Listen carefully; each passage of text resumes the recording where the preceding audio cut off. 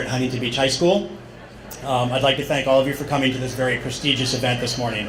I'd be remiss if we didn't acknowledge a couple of individuals who helped put this exhibit together. First is Mr. Ted Gover, the Executive Director and Chairman for the Foundation for California. Ted, thank you very much for being here today. The other is one of our English teachers, Miss Beth Lammers, who's over on the left over here. Beth was instrumental in getting the exhibit, The Courage to Remember, here at Huntington Beach High School that you'll see here in a second, and also for our sophomore field trips that also head to the Museum of the Holocaust every year. So thank you, Beth, for all of your work in remembering one of the most memorable atrocities in humankind, and so that students get the experience here at Huntington Beach High School and to never forget.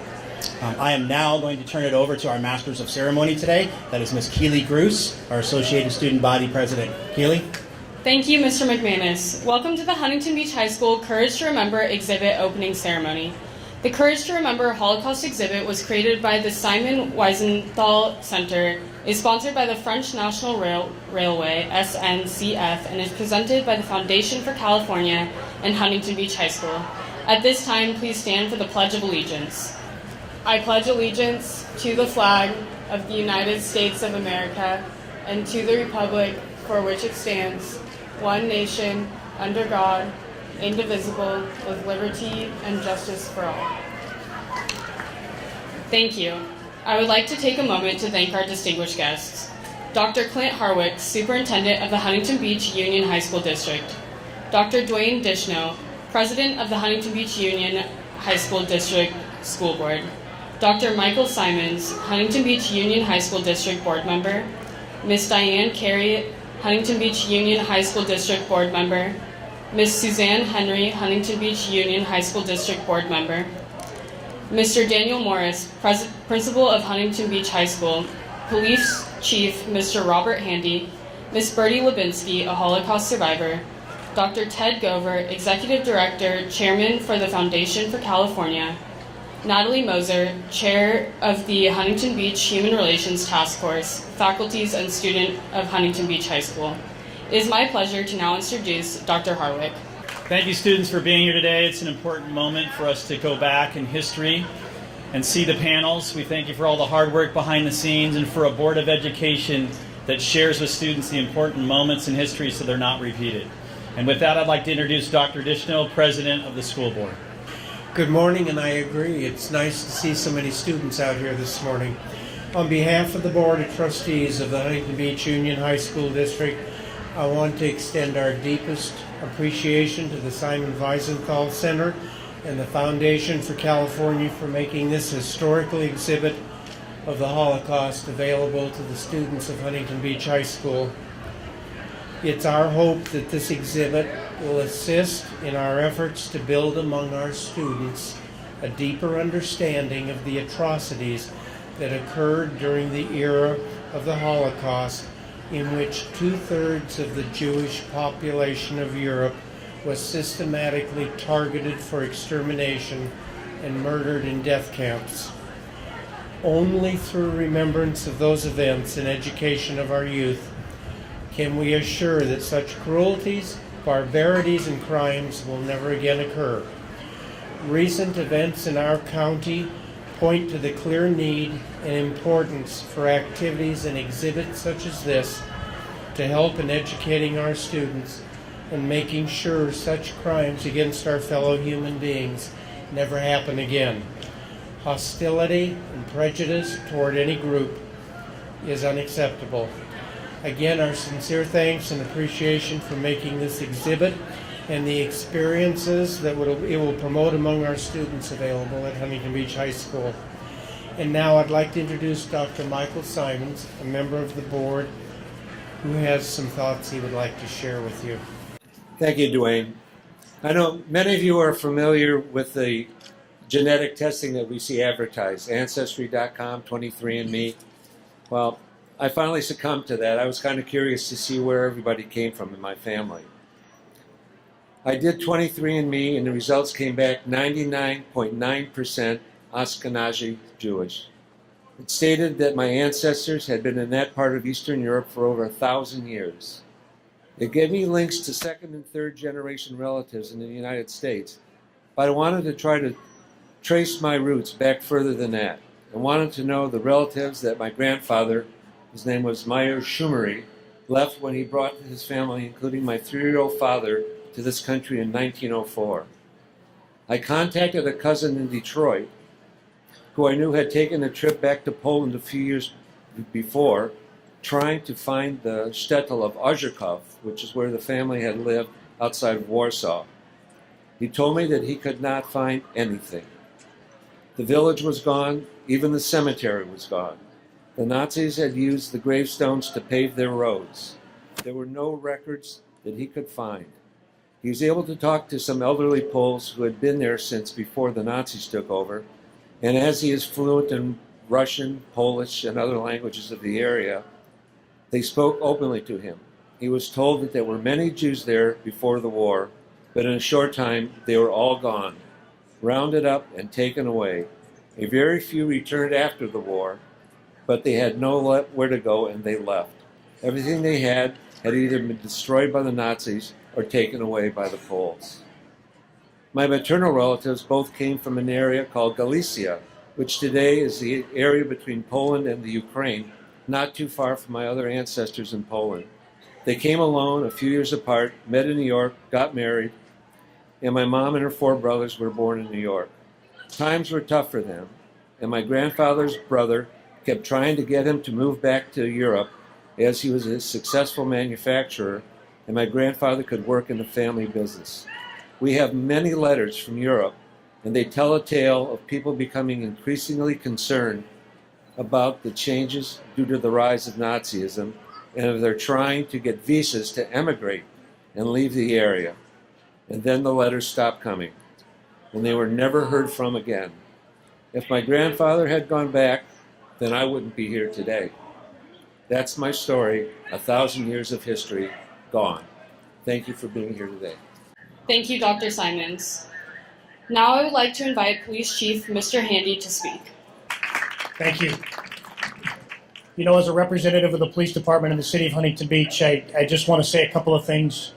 One of the things that is most interesting and relevant, I think, to the conversation today with this exhibit is policing is really rooted in fairness, equality, protection, and justice. During this era, we saw government abuse that and carry out atrocities.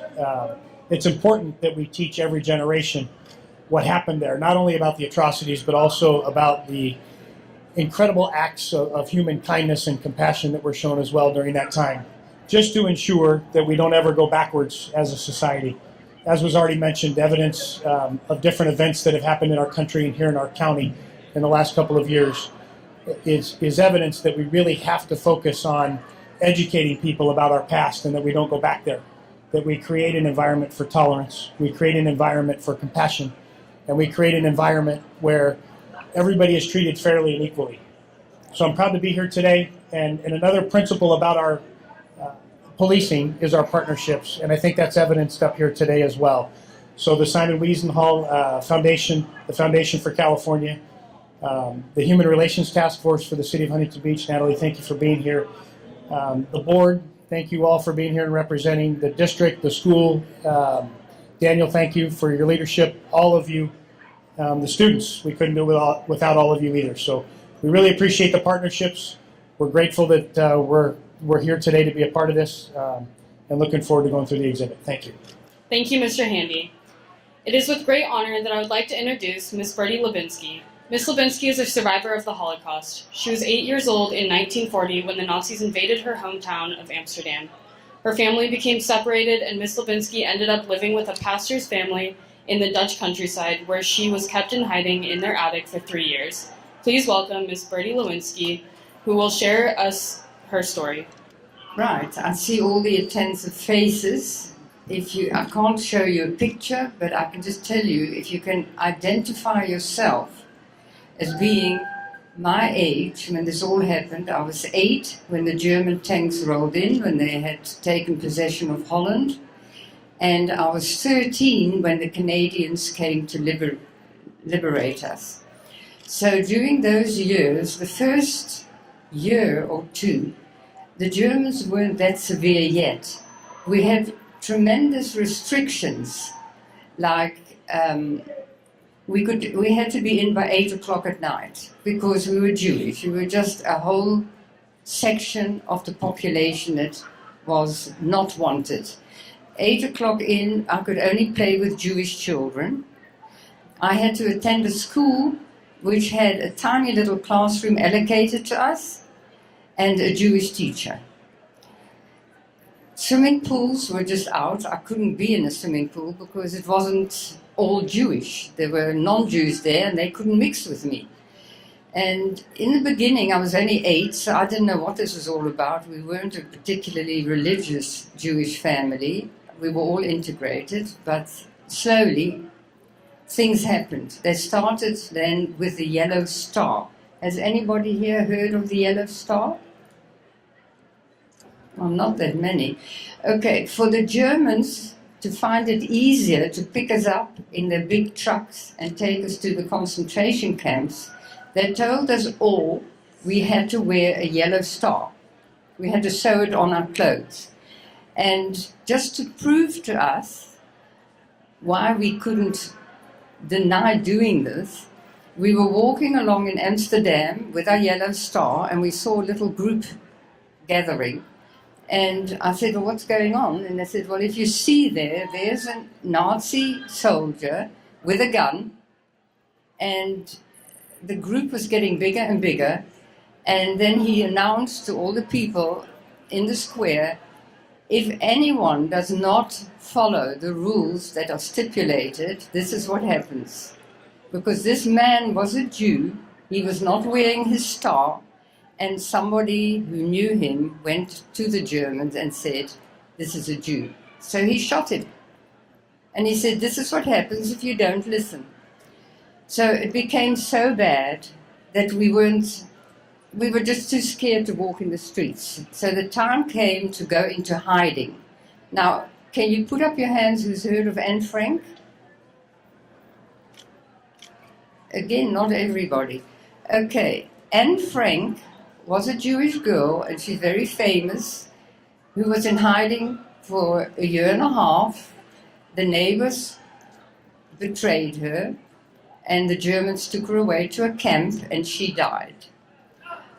I was in hiding for 3 years, of which the last year was the attic, and I survived, but my whole family were wiped out.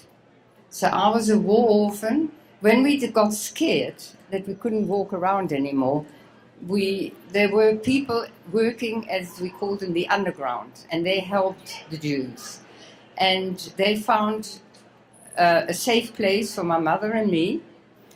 And my father stayed in his factory, where after a year he looked out of a window, which everybody does very normally, and some Germans happened to be looking for some gas tanks, and they saw a white face with a long nose and black hair. Well, my hair was black. And they took him, and he went to the camp in Holland, where everybody was gathered, all the Hollanders were gathered, and he was taken to Auschwitz, where he was a guest. Then came the rules that if one member of the family would just go to a work camp, they would save the whole family for having to go to camp. So we helped my aunt, my mother's older sister, to pack a suitcase with her boots for working in the camp, and she was guest in Auschwitz. And so it went. My whole family were wiped out, and so my mother and I were in hiding, and again we were, by the neighbors, we were betrayed. So we knew we had to get out, and we walked the streets knocking on doors, and I was then 10. Now, any of you can remember and identify yourself as a child of 10, walking the streets, knocking on doors, please can you take me in? Nobody wanted to do that. They said, no, we're too scared. Your daughter looks too Jewish, we can't do that. My mother was ill with TB of the hip, and her wound had to be dressed. So came night time, they told us there's a nurse in a certain place, knock on her door. She took us in, because my mother was a patient, but she said, I can't take your daughter, she looks too Jewish. So my mother phoned the underground worker, and he knew of a Dutch Reformed minister who was prepared. He lived in a little village to hide me. But we all thought it would be 3 months. So he said, that's fine, she can come. So I went on the train, had to say, now just try and imagine that. Just because I was Jewish, I had to say goodbye to my mother at the age of 10 and not know where I was going. So that was very traumatic. I went on the train with the clothes I had, because if I had a suitcase, the Germans would have known as a little girl with a suitcase and picked me up. Got to the minister, and now I didn't know this family at all. I was 10 years old and just coming with no clothes, no possessions to a family. And the family decided I looked too Jewish. I've got to go. So of course I burst into tears and said, well, where? There's nowhere to go. I'm sorry, I'm getting upset, but it happens. And so he took me around the village. He took a chance, and he said to everybody in the village, this is my little cousin from Amsterdam. She's come on a vacation. And everybody laughed at him and said, no, minister, you are hiding a little Jewish girl. So he came back home with me, and he said, the only thing we can do with you is cut off your hair, make it short, dye it, so that it isn't black, and you will have to stay in hiding. You will have to hide away from everybody and stay in the house. And that's what happened. And after 2 years, some Germans felt the need for accommodation, and they took half of the house that I was living in. It was a big ministry. And, well, how long have I got? 1 minute? And I'll just tell you this quickly. I was playing the piano because I was still hiding in the house. And everybody had gone to church except for the one daughter. And the next thing I found on a chair next to me, a German in a Nazi uniform. So I had to think quickly, and I just carried on playing. And he said, don't be scared. I've got a little girl at home in Germany, your age, and I will not betray you. But you've got to go up into the attic and stay there, because all my fellow Germans are strong Nazis and would kill the whole family. So for the last year of the war, I stayed in one room upstairs in the attic. And when the war finished, the Canadians came in, and I went back to Holland after a while, and there was nobody survived, none of my family. I knocked on all the doors, and there was a distant relative who had done the same. He was in the Dutch brigade in the army, and he told his parents in South Africa, that's why I'm speaking with a South African accent, I couldn't speak any English. There's a little girl, age 13, but the whole family is wiped out. What do I do with her? They said, bring her out. I had no papers. He put me on a troop ship in a Dutch brigade uniform, pretending to be a soldier, fighting the Germans during the war, and he got me to South Africa. And just a one little anecdote, and then I'm finished. There was a party to welcome me in South Africa. I couldn't speak English. I was sitting in a corner. I was fat. I was pimply. And there were some 15-year-old boys standing there. We had no contact.